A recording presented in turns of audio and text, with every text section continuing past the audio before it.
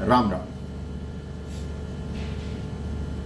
कई बार आपको यह लगता है कि मैं जो कर रहा हूं वो बिल्कुल ठीक है, लेकिन हमेशा ऐसा नहीं होता।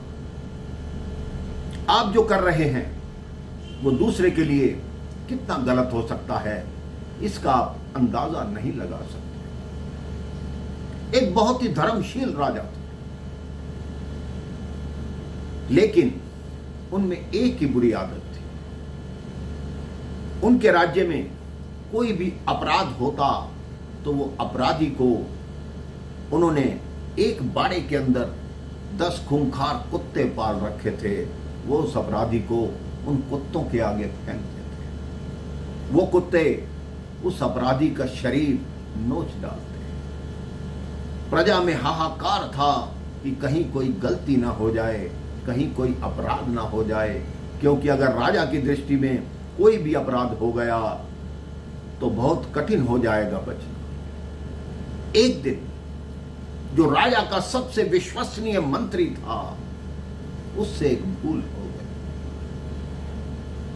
राजा ने दरबार में सजा सुनाई कि इस मंत्री को उसी कुत्तों के बाड़े में छोड़ दिया जाए। मंत्री ने हाथ जोड़कर निवेदन किया कि मैंने पिछले 30 वर्ष में आपकी इतनी सेवा की, कम से कम मेरी बात सुन लीजिए।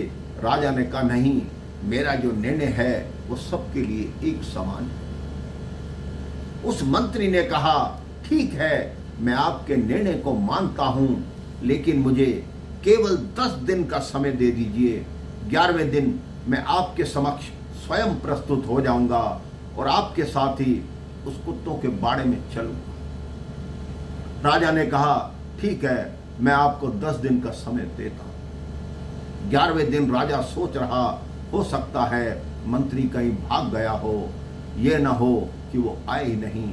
वो दरबार में बैठा था, वो मंत्री उपस्थित हो गया।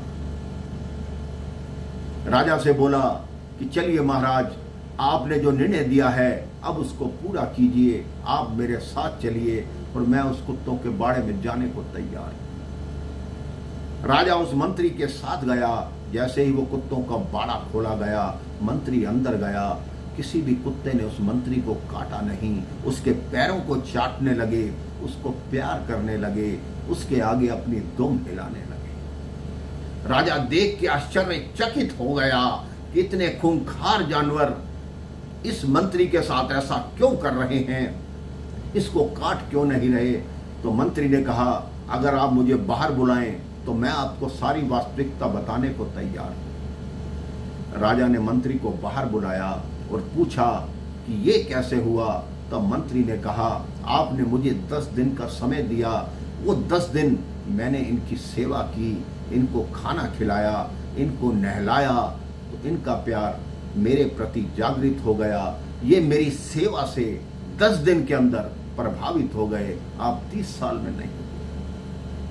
राजा की आंखें खुल गई कि मेरा निर्णय हमेशा सही नहीं होता, कभी कभी गलत भी होता है। उस दिन से राजा ने अपने मन में ये विचार बना लिया कि जिसका जैसा अपराध होगा उसको वैसा ही दंड दिया जाएगा। सबको एक तरह का दंड नहीं दिया जा सकता। आप भी अपने मन में सबके प्रति ये मत सोचिए कि वो इंसान गलत है। हो सकता है उससे कोई भूल हुई हो और आपकी दृष्टि में भूल हो, लेकिन संसार की दृष्टि में वो भूल नहीं हो, उसके अपने मन की दृष्टि में वो भूल नहीं हो।